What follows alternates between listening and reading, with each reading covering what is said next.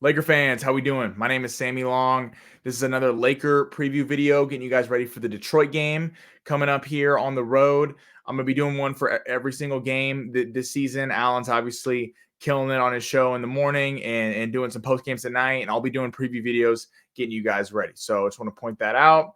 I'm going to get into three things today. Some JJ Redick quotes I found pretty interesting on the Lakers playing the best half of basketball of the season against the Raptors.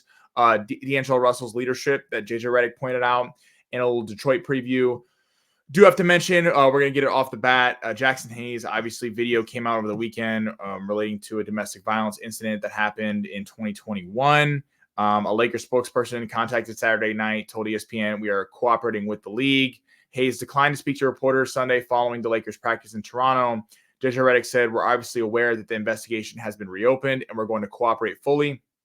But other than that, I'm not going to have another comment on that." So just want to get that out there. I'm sure we'll hear more news in coming days about that. But heading on to the Lakers' best half of basketball of the season, that half against Toronto was excellent. I mean, you couldn't have asked for a much better half. JJ Redick said our team in that first half probably played our best half of basketball. It wasn't mistake-free. As good as we can play offensively. You watched the Charlotte game and the other night. They got down big on the road and they kept playing, and they turned that into a 138-133 game. In the NBA, when you get a big lead, your focus can wane on the defensive end, and I thought that's what happened tonight. Completely agree. Couldn't have said it any better. I love these JJ Redick pressers. He really doesn't seem to hide from the media. Maybe it's because he was a media member for a couple of years.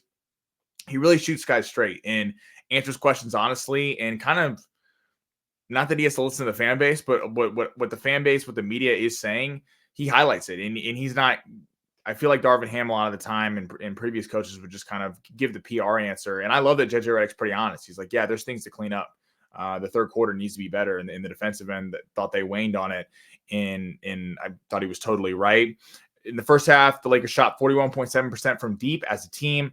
4 of the 5 starters were in double figures, and they led by 25 at halftime. So obviously, unbelievable half of basketball. They were moving the ball, really running the system, running in transition, getting back on defense in transition, I thought was big. And then that was a big point of emphasis JJ Redick outlined in his press conferences leading into the season. It was really bad last year for the Lakers. They just would not get back on defense after big buckets. And I think that win was huge for the Lakers because you're playing a Raptor team you should beat on the road. You start out the season 3-0, beat 3 really good teams. Then you lose a tough one to Phoenix where there was that bad call, AD, no push in the back, even though we did push him in the back. Then you get blown out in Cleveland. And then that one was a little bit of a worrying sign. Like there wasn't a lot of heart in that game. There was zero defense played by the Lakers. And then you come out on fire on Friday, and the Lakers look great. And when that game got close, it was. I mean, you were wondering if the air was going to come out of the sails a little bit because you start out 3-0 and then you blow a 25-point lead to the Raptors at halftime. And when they got that thing all the way down to 5, I mean, it was scary. And the way the Lakers were able to pull out of it, I think, was huge because that would have been a bad loss. And especially in the Western Conference where there's not a lot of easy games. Not that the Raptors were an easy game, because clearly they weren't. Ochai Agbaji, really good player. RJ Barrett, really good player. Grady Dick, really good player. Davion Mitchell. That team's pretty young and fun. And if they were to get a number 1 star, like a legit star on that team, they wouldn't be too far away, I think, from doing some damage in the Eastern Conference. But probably a few years off. And to respond and win, I think, was big for that. Because in certainly last year, I think the Lakers probably would have blown that game or would have gone to OT and they would have had to burn everybody. Just minutes and rest and things like that. It does suck that the Lakers gave it up because that's a vintage opportunity to let AD get some rest, LeBron get some rest, things like that. But hey, the Lakers won. They're 4-2, winning record so far, and hopefully looking to build on it. Detroit's kind of a similar team to Toronto, a team that the Lakers should beat. The Lakers are currently favored by 6.5 in the game as of the line right now. But they're a feisty team. They're a good team. That can beat anybody on any given night. They just beat the Nets on Sunday. We'll get to them in a minute, but the Lakers need to bring it and really figure out how to close out these games so you don't have to go all the way down to the end, especially on the road, because you get the crowd into it. And it's easy for a 25-point lead to evaporate. It feels like the last few years, these big leads early don't really help. Obviously, you want a lead. You're not ever going to be like, I don't want to get a lead, but In the NBA now, it just seems like they evaporate like that. The 10, 12-point lead really is nothing in today's NBA. And clearly the 25-point lead almost got blown there. And it just, basketball's a game of runs. And it felt like, they got it down to 16 coming out of half, few minutes in. It was feeling kind of worrisome. Then AD got a couple big buckets, kicked it back up to 21. And they just kind of kept incrementally creeping back in the game until it was like, whoa, this is 5 points. And, this is a game again. Definitely got a lock in defensively, but the Lakers are going to get help on that end because Jared Vanderbilt's going to come back. He was having a little shoot around at a practice on Sunday, and Jared Vanderbilt will help because that's a guy that when RJ Barrett is getting hot like that, you could just put Jared Vanderbilt on, and kind of try to take him out of the game. And the Lakers don't have that lockdown defender right now.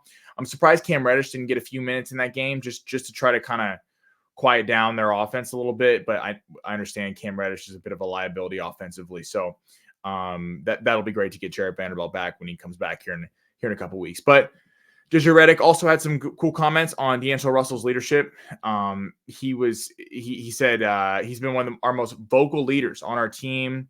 And that goes back to before training camp on the days he was in the gym. It's one of the challenges I gave him the first day he came to the gym and he was using his voice. He was energetic and we talked about it afterwards. And I said, that's got to be your standard. That's got to be who you are every day, regardless if shots are going in or not, or if you get subbed out at the end of the game.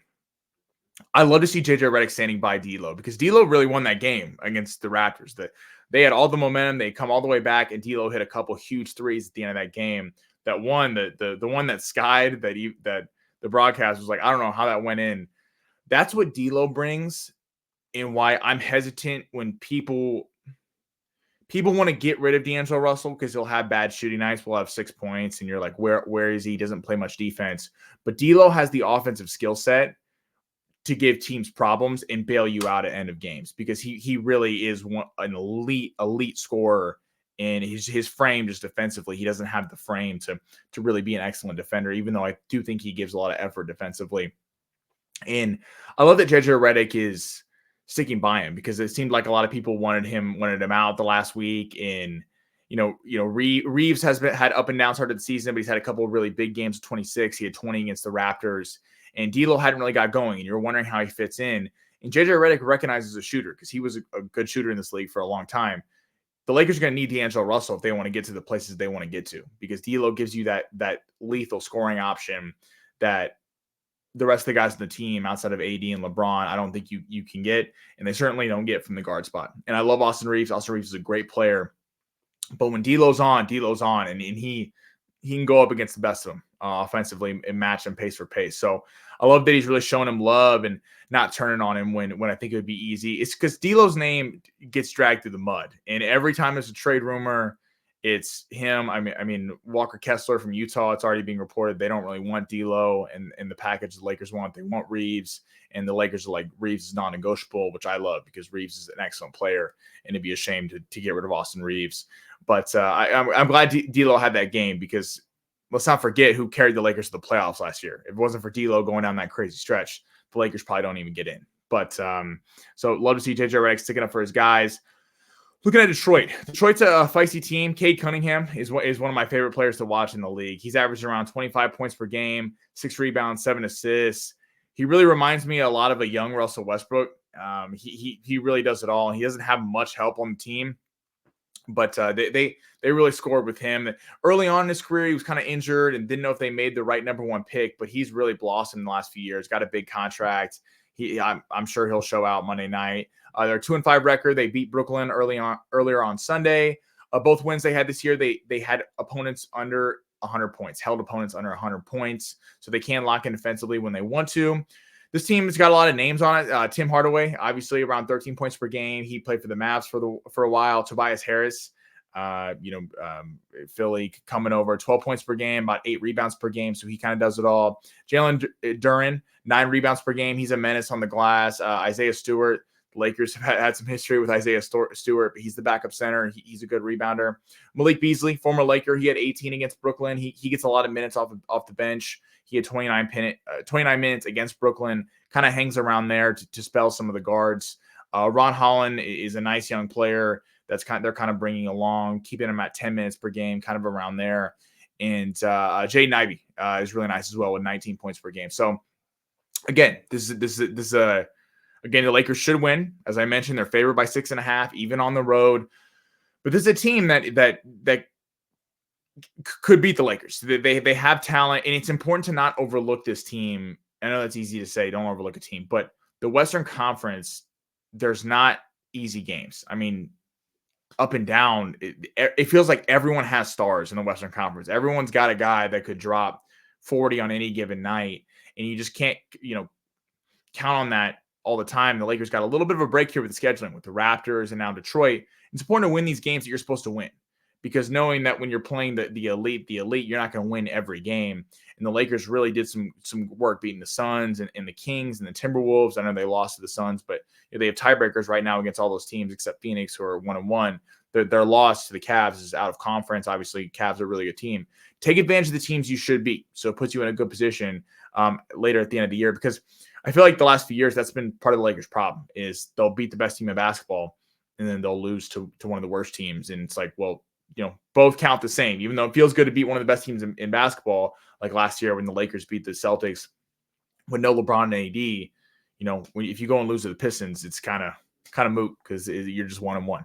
So looking forward to the game. Hopefully the Lakers can get another little win streak going. And I appreciate you guys tuning in. We'll be back with another one for the Lakers next game. But I appreciate you guys, and go Lakers.